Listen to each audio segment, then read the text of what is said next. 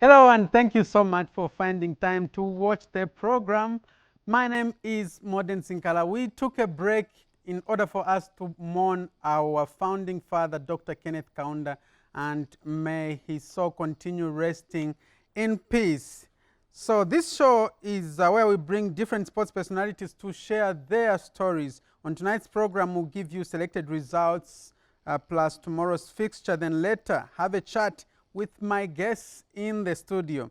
You can be part of the program by sending your contributions to either ZNBC Sports or ZNBC Today on Facebook, or you can give us a direct call. The line will be displayed on the screen. So as usual, we have a quiz for you. We would want you to identify the sports personalities in that picture. Yes, so there are three of them, but if you can identify even two of them, then you'll be a genius. We want to know how much you know your sports personalities in Zambia. So to give you a leakage, these are footballers.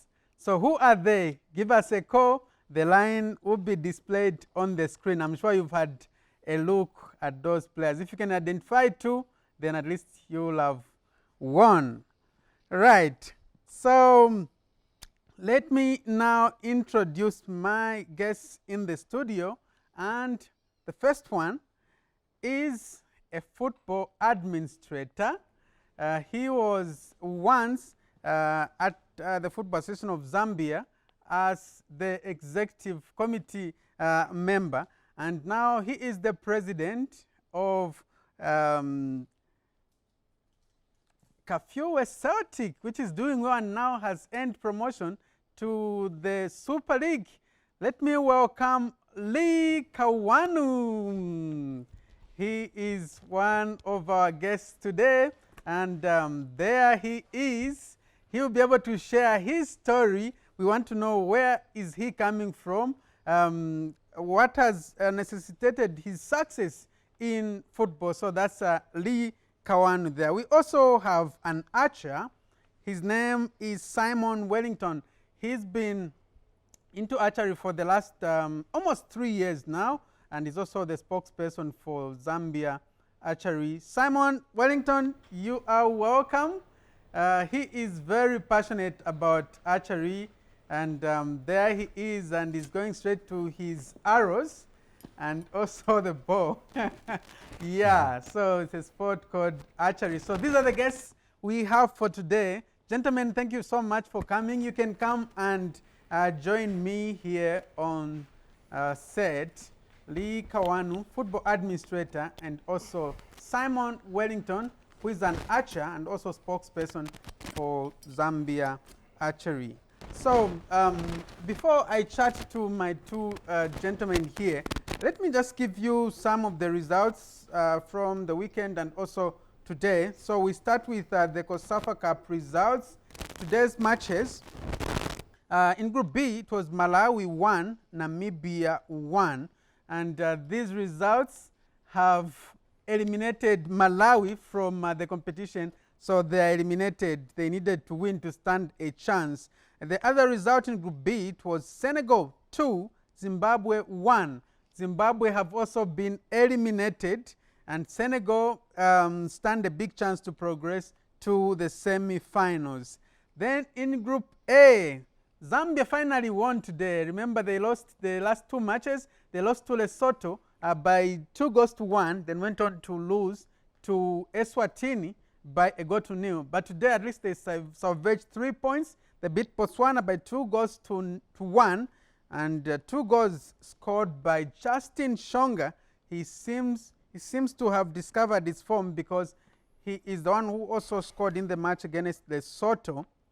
So this means that with this result, Zambia has a chance now, though it goes down to calculations. We have to calculate.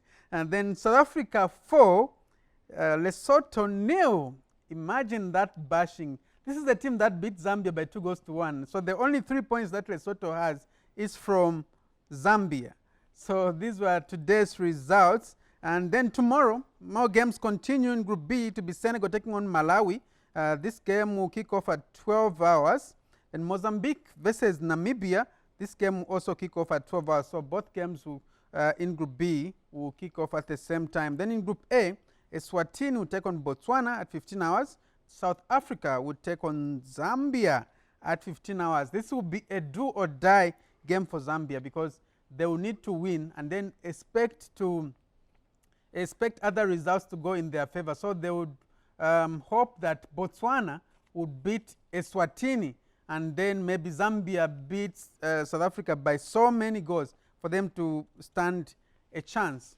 So that's in COSAFA. So should that happen, because right now South Africa has already qualified, they are on 9 points, followed by Eswatini 6 points, and then Botswana 3 points, Zambia 3 points, Lesotho 3 points. So should the three teams be tied on 6 points, let's say Botswana beats Eswatini and also Zambia beats South Africa. So it will mean the three teams will be on 6 points. So what will count is head-to-head record between the teams, goal difference in matches between the teams, goals scored in matches between the teams, goal difference in group matches, fair play points. If it all fails, then it will even go to the drawing of lots. So that's what is happening in Group A of the COSAFA Cup. Then in Group B, Namibia already has 7 points, Senegal 6 points, Mozambique 4 points, Malawi and Zimbabwe on 2 points, but they are eliminated as at now. So too bad for the powerhouses. Zimbabwe and Zambia seem not to be doing very well here, but yeah, all the best to Zambia because at least they are still hanging on. From COSAFA Cup, we go to the Division 1 playoffs. So the game started yesterday. Remember, they want to go to the Eden University National Division 1 League. So the two results in Group A, Reuna Conde, they were really real today. They beat Real Raiders from Central Province by 3-0. So Reuna Conde are from Muchinga Province. They beat Raiders from Central Province by 3-0. Then Quattro Kalumbila from Northwestern Province lost to Sinazongo United by 2-0.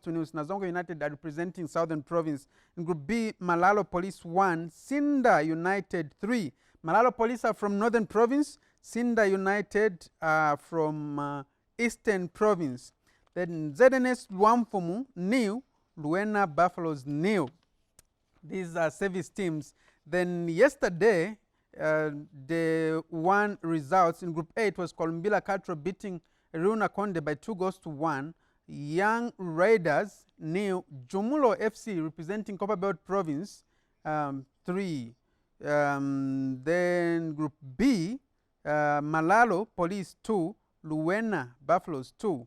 ZNS Luamfumu, nil. Young Buffaloes, nil. So we managed to check out ZNS Luamfumu of Luapula Province on how ready they are to conquer other teams at the playoffs. Here's the report.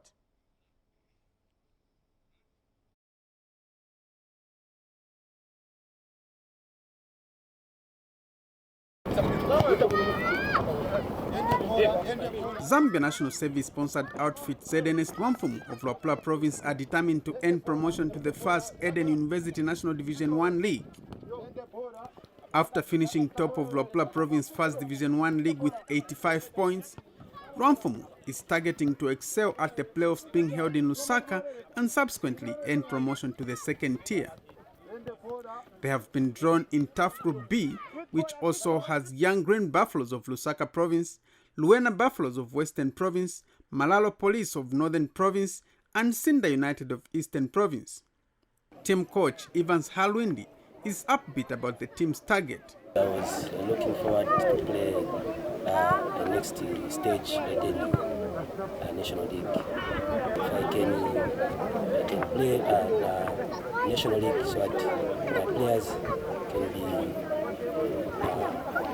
known. Because playing these provincial small leagues, players cannot be seen.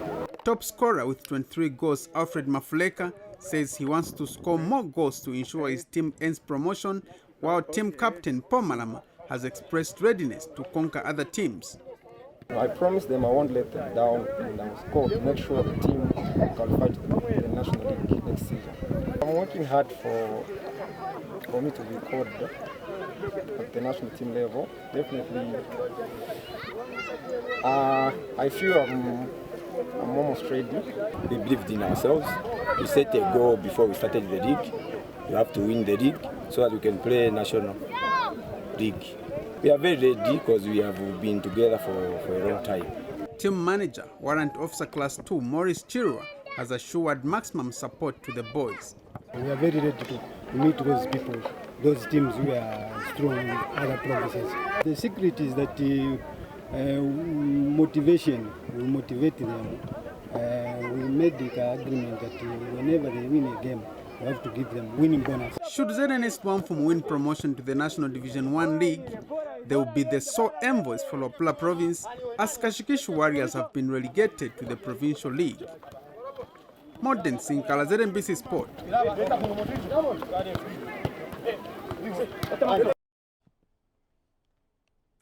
ZNS Wamfum there, all the way from Luapula Province. So far they've played 2 games and they've recorded 2 draws. So far they haven't conceded any goal, they haven't scored any goal. So they seem to be a strong side. And just a while ago, Kawanu was hinting to me that the top scorer actually for ZNS Wamfum, Alfred Mafuleka, was one of those players that were discovered during the Airtel Rising Stars. And among them, obviously, you know, Patson, Daka and Enock Mwepu among that crop. So in terms of mini football tournament, there is a tournament going on in Nigeria, Zambia being represented, and Zambia played 2 games. Zambia played 2 games. They lost to Senegal by 3-2. They lost to Nigeria again yesterday by 3-2. And today they were playing against Libya by broadcast time. I couldn't get the results. We're hoping Team Zulu would update us regarding the result. And should Zambia beat Libya, then they stand a chance to play in the quarter finals. So, well, for now, we take a musical break, and obviously when we come back, I'll be engaging the 2 guests in the studio.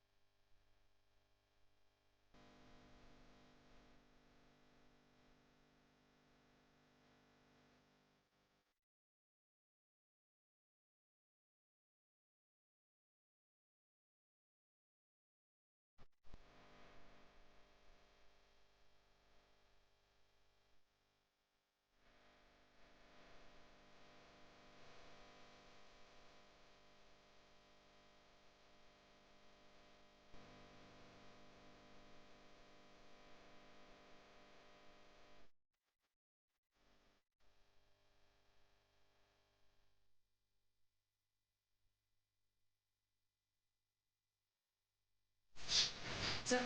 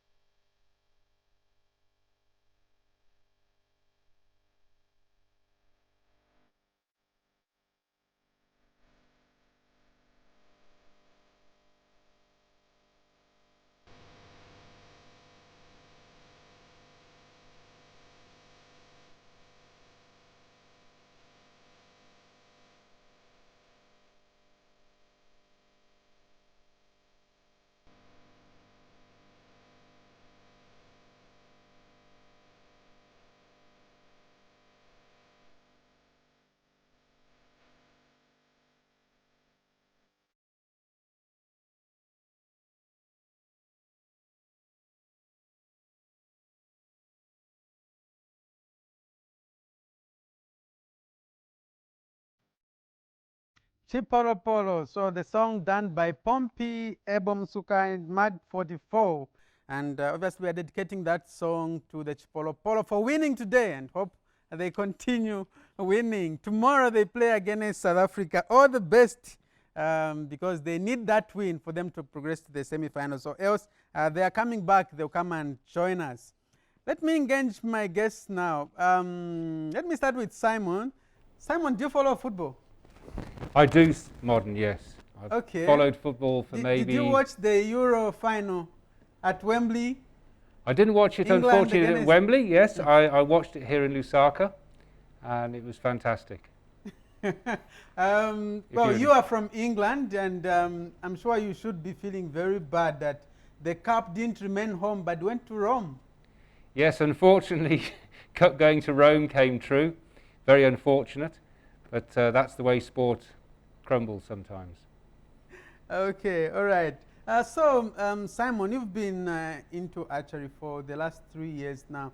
Tell us how you developed the interest at an odd age to get into archery. Well, I'll remove this, Modern, so that because you can be audible we're enough. practicing social distance, so I'll Yeah. just remove it. Mm. Well, thank you for the older age. It's never too late to start many sports, Modern. In fact, there are Olympians which are still taking part well into their 70s, not that I'm into my 70s. So you can always start. You don't have to think, oh, because I'm 20-something, I can start now, or 30-something, you can start whenever you want. What got me into archery really was so I could get into the outdoors. I live here in Lusaka town, and day to day with all of the traffic, it's just nice to be able to get into the countryside and into the bush at the weekends and just be with nature, and archery allows you to do that. So that's the main reason I got into it. Also the fact as well, it keeps you fit. Obviously it's the president's prerogative to say, let's keep fit. So, you keep fit as well with archery. I mean, on a typical course, it's about 6 kilometers, so it's very similar to golf. It takes you maybe about half a day to go around, and you've got to have endurance. So, you need to keep fit, and Okay. I enjoy it. Okay, how has it been for you in the last 3 years, and what have you achieved in archery? It's been very good. Zambia, we actually hosted the All Africa Games for the first time 2 years ago in 2019, and we had 4 different countries from here in Southern Africa. South Africa came in, we had Zimbabwe here, we had Botswana here, and we also had Namibia here. And all of those countries had current champions. In fact, South Africa, they sent up their, I think, about 39 or 40 people, of which 19, 20 were in the national team. So they actually came here meaning business, but we shared the medals. We didn't let them get everything. The Namibians came in. Current world champion is one of the Namibians. And we had chaps up from Zimbabwe as well. And the good thing about archery as well is you get a whole spectrum of people, from youngsters all the way through to adults. And that's you over there, practicing the sport that you love so much. Yes, you have to use binoculars because our longest shot is about 80 yards.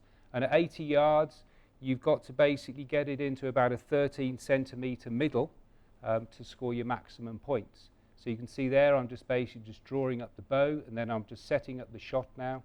You can see there, I've got a rear sight, and then you've got a front sight.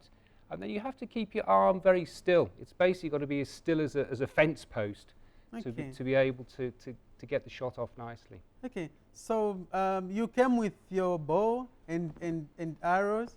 Yes, yes. They've moved on a little bit from Robin Hood days, but an arrow is essentially now they're made out of sort of modern materials. You can still do archery with wooden arrows, but we prefer to do something called compound archery, which is this is a composite arrow, and then you've got different weights on the point here, and you've got this is called a knock. These are called your fletches, which basically stabilize the arrow as it's flying through the air, and then of course you then hit the target. Then this is called your quiver. You know, that stood the test of time. And then here, this is your bow. This is the way in which you shoot the arrow and then basically set the shot up. And that's the rear sight there. That's the front sight. So there's quite a lot of sort of aids on here to help you. And you've managed to learn all that in 3 years? Yes, we've got some good coaches here. We've got a big supporting team here, so that's very important. You can obviously pick up things on the internet as well. We recently had an in-house training, which was hosted from South Africa, obviously because of the current situation. It was all done online. So yes, there's a lot of supportive training as well. So I think I think with modern sports, you can learn to compress time. So what would have taken, maybe 40, 50 years ago would have taken you, 10, 15 years. Nowadays, you can maybe do that with the learning which is available, maybe in sort of 2 years or 3 years. Okay, Simon, before I come to Lee, I have a traditional bow and arrow, which I used to use, when I go hunting. Can I use it for archery? Yes, definitely. There are people who do hunt animals, if you want to hunt animals, and they do it without a sight here, and they don't have a metal, what is called a riser. You can have a sort of piece of wood, and you then have obviously it's a much more powerful, bow, because obviously to get into the animal so that the animal goes down quickly, you want it to penetrate very quickly. So yes, you can use a traditional bow. Okay. But test it out, because you've got to remember, modern, that it's wooden and it does stand the test of time. So you've got to make sure that it's still okay, and when you pull it back, it's not going to break. All right, let me turn my attention to Lee. I know the name Lee Kawanu is associated usually to development of football, and you've done a lot, Lee, to develop young talent. But how did you get into football? Well, my story is long, but I'll try and summarize it as much as possible. My journey in football started when we moved to Kafue as a kid, where my dad was a team manager for Nitrogen Stars. And he also grew up a very serious Nkana fan, having grown up in the Copper Belt. He actually scouted Malaza together with Mr. Smart and his twin brother that used to work, I think, somewhere in this building. Wow. So my passion, I think, started then because my dad used to take us for games all the time. Every weekend would be at a game, either in Nkana game or a Nitrogen Stars game, or sometimes if we were lucky, we would go and have lunch with players like Beston Chambeshi, the Eston Mlenga, Gibi Mbasela at the Pamozi before the game. So it was really good for building that passion in a kid, So that's kind of where the passion started from. Interesting. But did you ever play competitive football? No, I've never played competitive football. I used to play Chimpomba, obviously, in Kafue, barefooted, because shoes were not allowed. Was it at Matanda ground? No. It was in Kafue Estates, just these grounds in the bush, so it was just fun. I played a bit at college, but that was just for fun. never competitive football now. I think I was just built to be an administrator. Okay, so at what point did you realize anyway you could be an administrator, not a coach or a referee or any other person in football? Actually, how that happened is when I moved back to Zambia from college in South Africa, I went and started living in Kafue. It was in 2002. And then I was approached by some old men. One is late, but they came with a list of players. And one of the players, interestingly, was Jackson Mwanza. By then, he was like 15 or 16. So they gave me a list of these players that were good players in the district. And they were all playing for different teams in the district. And these gentlemen wanted us to make a team that could play in the first league.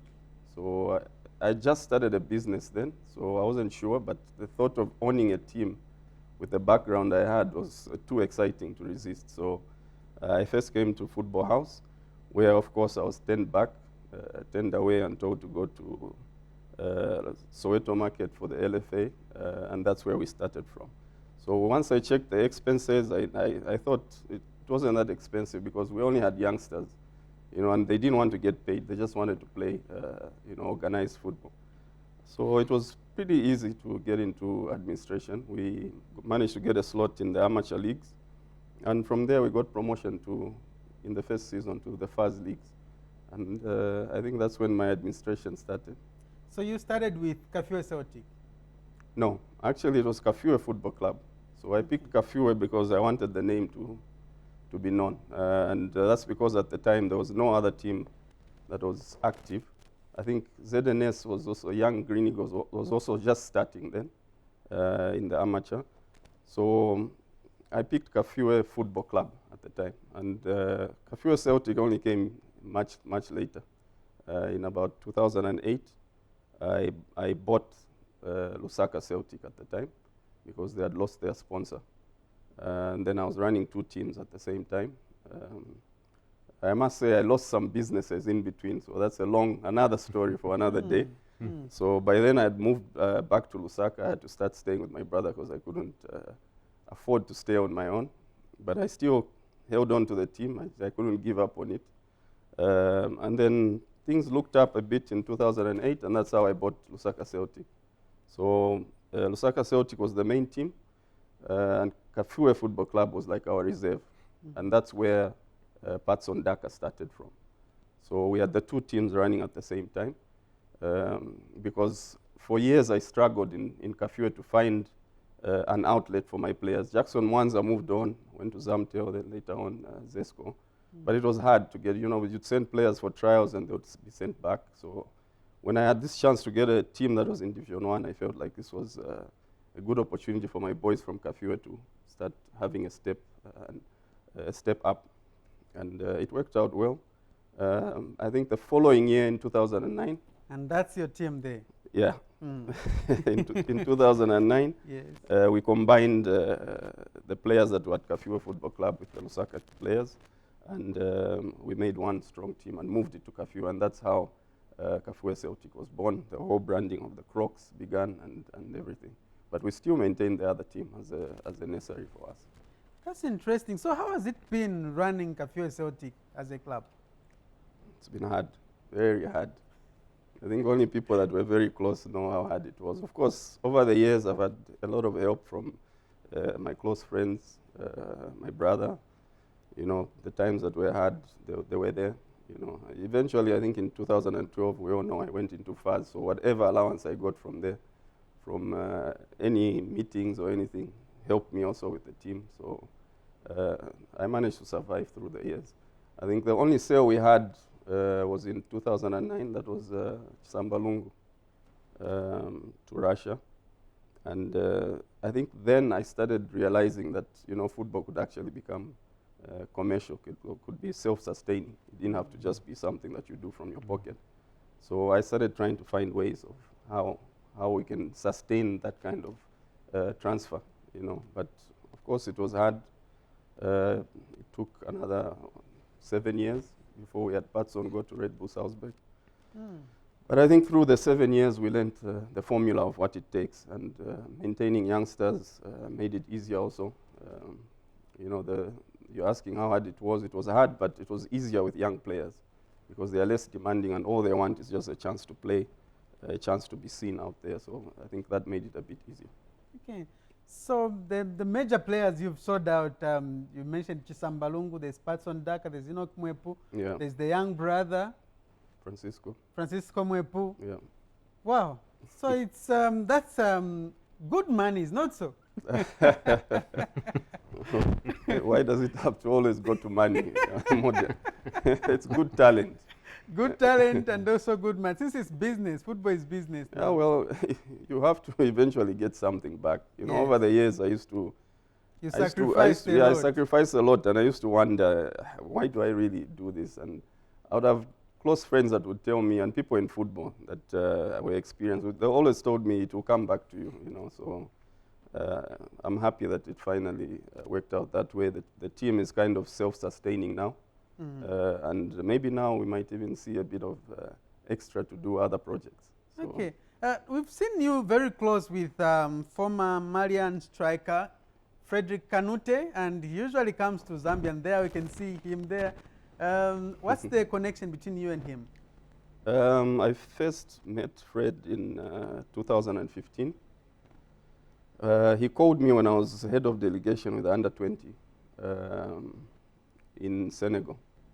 And his interest was Patrick Ngoma at the time. I think he had an offer or some inquiry for, because he had just started his 12 management, I think 2 years before that in 2013. So he was still new in the game also, and he called me. I think Lyon or something, one of the teams in France, was very interested. They really wanted Patrick. And he called me to ask because I think he phoned Kalu first. And then Carlo told him, if you want any information about youth football in Zambia, you should call this guy. So he called me. I told him a bit about Patrick. And then I linked him to the people that were behind Patrick. And also I think I managed to get Patrick's dad's number or his relative. So after a few weeks, he called me and said things didn't really work out. It looked like Patrick had other plans with other people, or some people had other plans for him. And in the process, in our conversation, I just told him about Patson. I told him I felt he's young, but I felt that he was more a suitable player for Europe because of his character and the way he was progressing and the amount of room for improvement that he had at the time. I think Patson was 16. And I think we had just come from the under-17 in Niger Africa Cup. And I asked him to check the footage out, and he did. He got back to me, I think, 2 weeks later. And that was the beginning of our friendship. So he said, the kid is interesting, but it looks like still needs a lot of work. But we've got 2 years till he's 18, so let's see how he progresses. So that's how we kind of started. By 2017, of course, we know Patson was on another level by then. He kept on improving. Then he got him a trial, I think 2 trials. He went to Lille, I think it was. Then Portugal, but none of the teams took him. And he told me beforehand that most likely Patson will not be picked. But it's a good experience for him to understand what it is that happens when you go for trials. But by the time now he went for the Red Bull trials, I think he was more prepared, and he did quite well for them to at least take him on loan. So that's how me and Fred, I think the picture you showed there is the first time that I met him.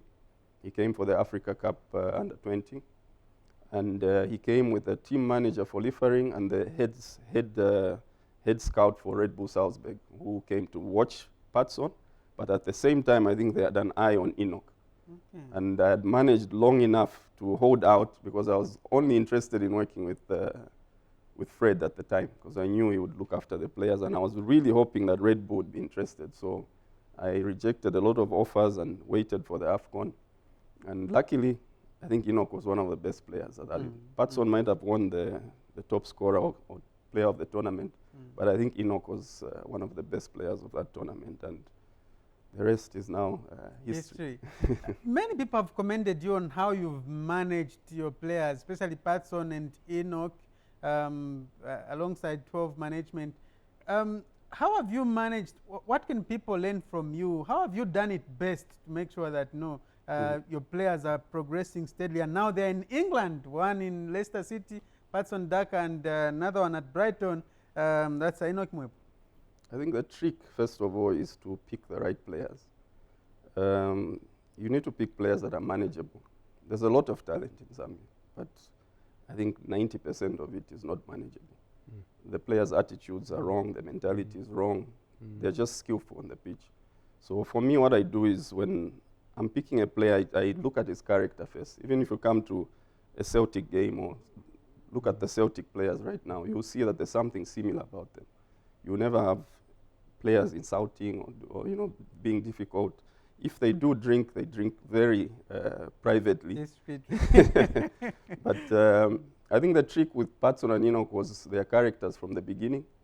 And also the second thing is you have to be very honest with the players. I think with the two boys, there's no offer or anything that's happened that they didn't know about.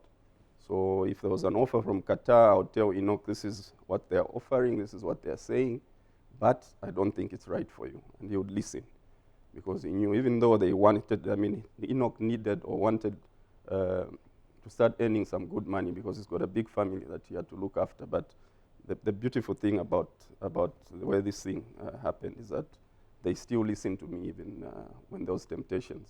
And I also fought the temptation. So I think it was teamwork in the end. Everyone put in their best, and I think we got the result we wanted. Okay. Yeah, I know there were a lot of offers, especially in England. The two teams they've settled for, are you happy? Are you content with them, Leicester and Brighton? There was a lot of offers for Patson, but there were no offers, by the way. There was interest. Okay. The people should understand the difference. All those stories that you saw on social media, for Patson especially, most of them were true. But those are inquiries. So a team like West Ham can make a phone call and say, is this player available this window? If so, how much do you think the club will want? This is like a call to Fred, let's say, for example. And then you have agents that are around trying to sniff around and get into the deal, so they'll throw that interest into social media and then come to Frederick and say, I've got a move for you for Patson at West Ham. So there was a lot of funny things that go on in the background, which I couldn't speak about. But people felt we were holding the players back. There was no real concrete offer. Okay. The first concrete offers that came were from Leicester and a few other clubs before that. But of course, the boys both wanted EPL, so we needed to. The club and the agent needed to hold out for EPL clubs. And yes, West Ham came, but they came late. By then, Brandon Rodgers had convinced Patson already, that he was the best player for him to come to Leicester, and Fred as well. So at that point, Fred had told Red Bull, find a way to make this work, because I think there were bigger offers than Leicester out there in other countries. But Patson wanted Leicester. Fred felt Leicester was the best because he visited the facilities, he met with the coaches, the staff, so he felt that's the place that the boy would progress best. So that's what happened. With Enock, what happened is Brighton gave the offer, and Red Bull didn't even waste time. I think they took the offer. So that's why it seemed to work out a bit faster, because I think that was the only solid offer that came from England. The rest were from other countries. All right. Yeah. Before we come to Kafue Celtic ending promotion to the Super League, let me bring in Simon. Simon, how lucrative is archery? Can you encourage someone to join archery? We are hearing of big offers in football. Lucrative. It's not financially lucrative. It hasn't got the pool of money which football has, with all the television rights, which then generates all of the money. One hopes that in the future it could then maybe, I doubt if it'll ever be as big as football. Football's the biggest game in the world. However, there's always spin-offs. one could, as a sports person, go and represent one's country at the Olympic Games. You know, Zambia, we hope finally the World Championships will be next year. They've been put off for 2 years. So although there won't be the money there can be spin-offs. And I think picking up on Lee's point there about attitude as well, and it can hone you so much to have a good attitude, and attitude is king, as you know. And I think the other point which Lee made as well, also about having a good manager. I mean, the fact that Brendan Rodgers had already convinced, you know, Patson, look, come to Leicester. And you see, wherever Brendan Rodgers goes, he has success. So I think if that can be replicated into archery, you know, have good management, you know, have good attitude is king, then hopefully one day, you know, it can be very good. I don't think it's ever going to be, as I said, as good as football with all the millions, but you have to remember that there's, it's sort of like a bit of like an iceberg, if I can sort of maybe take it like that. So we only hear about the millions on the top. There's actually a lot of people. So if one joins archery today, is it that person to spend? Is there anything to earn from archery? Nothing financial. You've just got to put your hand in your pocket and, you know, go out there and do what you enjoy. And it's like anything really in life. If you want to exceed, you know, succeed at something, you get out what you put in. And if you want to get out money, then you're not going to ultimately succeed. If we take the examples which Lee's just been saying there, we've had two fantastic things now with Zambian football players, you know, which are now playing in the EPL. Those football players didn't start off with dreams of, you know, money. They just wanted they wanted to play football. They had the passion.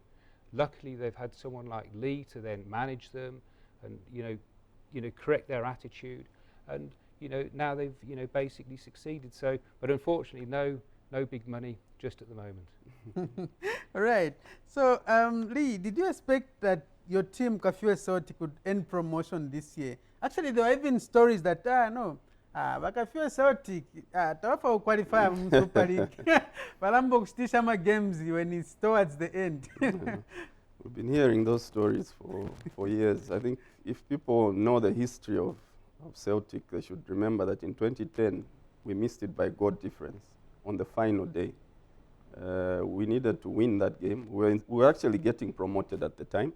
We were second, and we had Assembly behind us, and all we needed was to win, and would have gone through. But we drew, and Assembly won, and they caught up with us on points. And we drew which is very unfortunate, you know, because the person that made us draw was Festus Mbewa, who was on loan at the time at Nakambala. And then he created the penalty and scored it. So we drew 1-1. And then Assembly won 1-0, and we lost by 2 goals. You know, so we've been trying. The following year, we missed it to Nkwazi. Nkwazi got promoted. We missed it by 2 points. And then, that's a terrible goal. So this game, your team lost to Chambishi.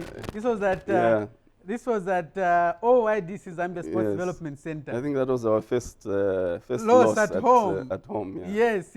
So people and are fearing. I didn't watch it, so it's the first time I'm seeing this terrible. I just heard about it. Okay. Yeah. So. So we've been trying, and there was never any point that we were thinking about selling our slot. No. Okay. I've tried for 19 years to get into the Super League, so I wouldn't sell it. And I think 19 long years. I think the youngsters deserve a chance to play in the Super League as well. So what was the difference this time around? I think the boys just had the right heart, the attitude. The last season, I think we could have got promoted. If you saw how we were playing just before the COVID ending to the season, remember we ended at week 27. And then there's a game that we won, which was week 28. That was taken away from us. We had played it early. So I feel that if the league had finished, we would have won promotion then. Because we were very close if you look at the table for last season. But then we lost about 8 or 10 key players. And luckily, the way our team is set up, there's always enough players to cover them. And the boys that were waiting in the ranks to start playing, I think were so hungry that they came in and pushed even harder than the players that left. And, you know, it's been a tough season, but the boys, I think, worked really, really hard. And that crack of a goal by Limi Banda as with left foot. So what's your target in the Super League? You have to be realistic. Obviously, our target is survival for the first season and just to learn. It's our first time as Kafue Celtic to be in the Super League. So our aim is just to finish outside that relegation zone. And if we can achieve that, I think we can be stronger in the following seasons. Yeah. And my producer is asking me that, ask him, how come you have a lot of left footers in your team? They're more skilled and we like skilled players. I don't know what happens. You know, at one point last season, we had the whole starting 11, including the goalkeeper that was left-footed. Wow. We could make a whole team from the back up to the strikers. So wow. I don't know what happens. I think we were just lucky. So, gentlemen, before I give you challenges, so you have to do ball juggling. I don't know who will win between the two of you in ball juggling. I'm sure it's him. Then later on, you do arm wrestling. Jesus Christ. Modern. So before that, let me call Chirufia Mukosha. Just come and update us on what is happening, what is trending. Mukosha, you can come through. All right, so as Mukosha is preparing, let me... Okay, as Mukosha is preparing, let me engage you, Simon. Like, what else are you looking forward to this year? I know there's been this COVID, and the year is almost, like we are midway through. Yes, we're hard. Thank you for the question. As you know, all live games have been heavily restricted with the current COVID situation. So what Archery are doing is we're doing what's called a world match, male match, which basically means that you still liken an archery round and you post your scores. And archers from all over the world, in many different countries, maybe 20 plus countries, they all post their scores. So you're up against other world, people in other parts of the world. So that's what Archery is doing to sort of keep sharp and keep us from going rusty. That's how we're basically doing it, because we were going to have some championships in South Africa. Obviously those have been postponed or even cancelled this year. So it's mainly sort of like live sort of sort of ones you can do at home basically, or on courses here, so you don't sort of have to have that much interaction and travel, and we know all the travel restrictions at the moment. So it's basically we've got to be homeboys, just at the moment, and just stay home and just not get rusty. Okay, Lee, are we expecting any big deals or big transfers, either from Kafue Celtic or maybe the others that are already out? So for instance, in Austria, so Francisco Mwepu has remained alone now. Yeah, he's alone now, and he started the pre-season very well, I must say, but he got a knee injury, had to do some surgery, so he's out for about 6 weeks. And I'm hoping he comes back as strong as he started the pre-season, because I really think this could be his season at Sturm Graz. All right. Yeah. So, okay, so Chirufia, evening and welcome to Sports Hub. Good evening, Modern. Thank you so much for having me. Okay, so what is trending in the sports world, either local or international? Yeah, we have some interesting news today. The Copper Queens, they've left for Tokyo Olympics. And among the pictures, we can see some notable faces. We have the goalkeeper. Hazel Nari. Yes. She's among the goalkeepers. And then the coach, Mr. Bruce Mwepu. That's for the local. We wish all the best to the Copper Queens as they leave. And then the next story. Okay, so Copper Queens, wow, and they'll be participating for the very first time at the Olympics, yes. The second team away from the 1988 team. Incredible. Yes. And then in the next story, we can see today Enock was part of the team Brighton training. Wow. Okay, he updated on his Facebook page, and then the Brighton also did update on their status on the page. Sorry, he was part of the team training. So Ali should be very proud. Yes, definitely should. Every Zambian is proud. Yes. All right. And then the next story we have Mr. Adrian being caught back by FARS.